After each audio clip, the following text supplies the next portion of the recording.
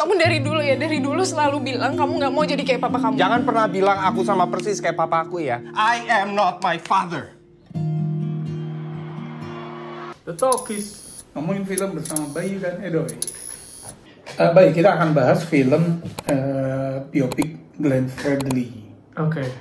Kan kita udah di The Talkies udah banyak upload video-video tentang poster, tentang keluarganya, tentang para pemain.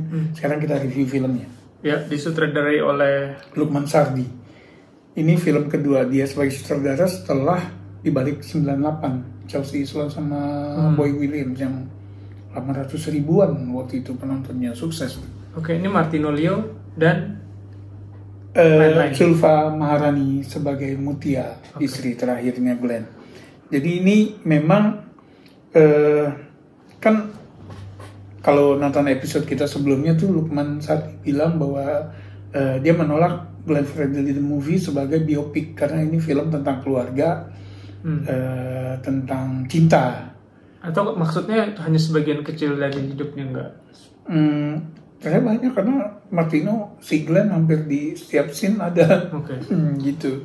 Tapi berarti fokusnya jadi di sini si Glenn itu memang dari keluarga yang kurang harmonis, orang tuanya kan pisah.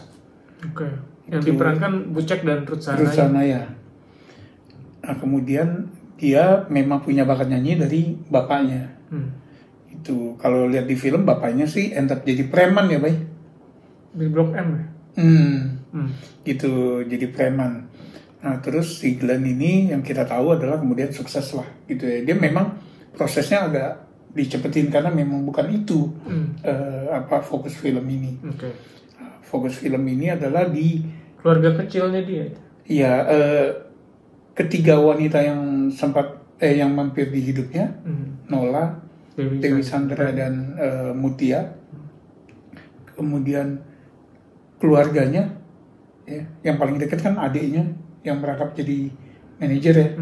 Kemudian ibunya, karena dia ketika orang tua pisah dia tinggal sama ibunya, dan bapaknya, gitu. Sama tentang aktivitasnya dia untuk Maluku, untuk Ambon. Aktivismenya. Ya, aktivismenya dia, gitu.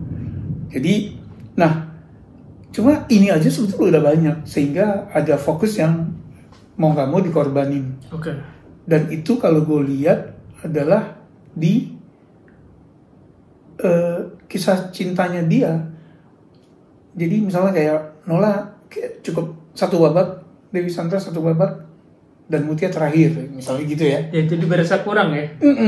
Jadi love-nya tuh kurang gitu ya. Nah kemudian dia memilih untuk melakukan aktivisme. Ada hal yang harus dia korbanin. Paling utama tentu keluarganya nih. Waktu itu ketika dia dengan Dewi Sandra, gitu ya. Nah kedua masalah karir, gitu. Jadi karirnya harus agak berkorban di sisi itu. Walaupun menurut dia nggak berkorban, cuma manajernya nih si Felix, dia yang punya hitung-hitungan gitu loh. Jadi yang wah rugi bro, gitu ya. Jadi misalnya bikin konser amal harus keluar biaya sekian gitu kan. Ya konser kayak gitu kan free misalnya gitu kan. Yang kayak gitu-gitu hitungan bisnisnya nggak ada. Nah itu yang harus dia korbanin. Itu jadi terserah penonton memang dibebasin untuk melihat dari sudut pandang yang mana aja. Bahwa itu wah gila hebat, dia mengorbankan dirinya, mengorbankan hartanya untuk kegiatan aktivismenya dia gitu. Atau yang gila dia ngorbanin banyak orang nih untuk kayak gini gitu loh. Soalnya ada satu kutipan dialognya Felix yang menurutku bagus. Lu pengen menjadi sinar untuk orang, tapi yang ada lu membakar orang-orang yang ada di sekitar lu. Gitu loh. Itu menurut gue gambar yang tepat bagi orang yang berada di posisi Felix. Gitu loh ya. Nah kayak gitu. Tapi oke. tentu film berakhir dengan meninggalnya, kepergian Glenn gitu kan. Kualitas film itu sendiri gimana? Gimana filmnya menurut lo? Sebetulnya cukup banyak yang mau dibahas sama film ini, gitu, sehingga ada yang dikorbanin. Nah itu berasa banget. Berasa episodik. Jadi people come and go, kayak udah, abis itu nggak dibahas lagi, gitu ya. Banyak banget yang kayak gitu. Nah, ada beberapa bagian yang hilang. Nah, ini nggak terhindarkan ketika kita mau bercerita banyak ya. Jadi yang banyak dihilangin aja masih terlalu padat di film ini gitu. Tapi menurut gue yang dihilangin ini agak-agak penting gitu ya. Yaitu misalnya support system. Di sini dia kayak nggak punya support system kecuali adiknya. Oke. Ya. Nah, dan istri terakhirnya Mutia gitu. Nah, kalau kita lihat, kita mungkin nggak benar-benar tahu ya, tapi paling nggak kita lihat kan di media bahwa menjelang akhir hayatnya dia kan yang trio Lestari dengan Sandi Sandoro dan Tompi. Nah itu mereka berdua tuh nggak muncul sama sekali. Support systemnya juga nggak ada, padahal dia kan kayak tampil di TV seminggu sekali, konser kemana-mana kan gitu ya, trio Lestari.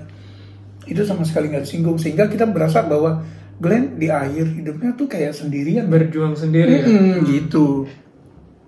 Dan pertanyaan terbesar calon penonton adalah Martino bisa gak sih nangkep soulnya Glenn, gitu. Menurut lo?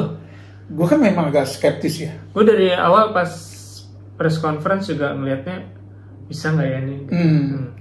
Dan trailernya nggak meyakinkan kalau menurut gue, gitu.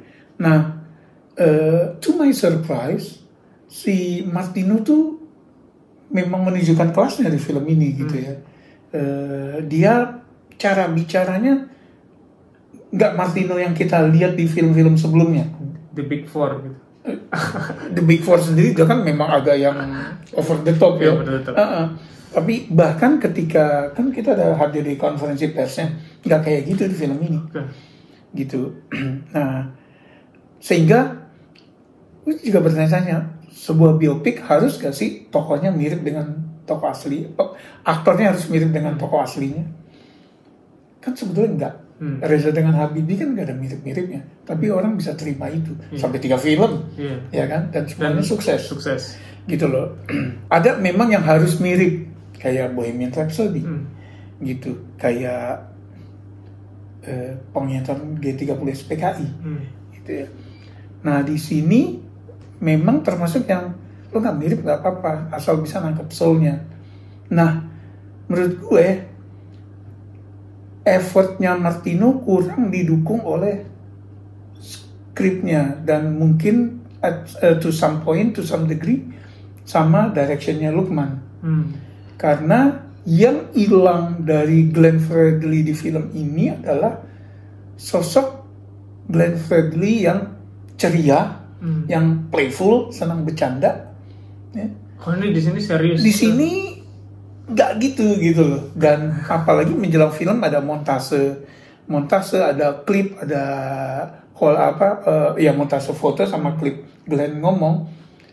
Lo kan lihat, oh iya ini yang hilang ya dari film yang barusan gue tonton ya, gitu. Kalau mau ngasih skor berapa nih? Gue kasih 6. Oke gitu, gue nggak ngasih skor karena emang gue belum nonton, Edo yang nonton. Terima kasih udah nonton. Silakan di like kalau suka, subscribe yang belum subscribe. Yang udah nonton sependapat apa enggak? Silakan komen. Tulis di komen. Sampai ketemu lagi di lain kesempatan. Salam.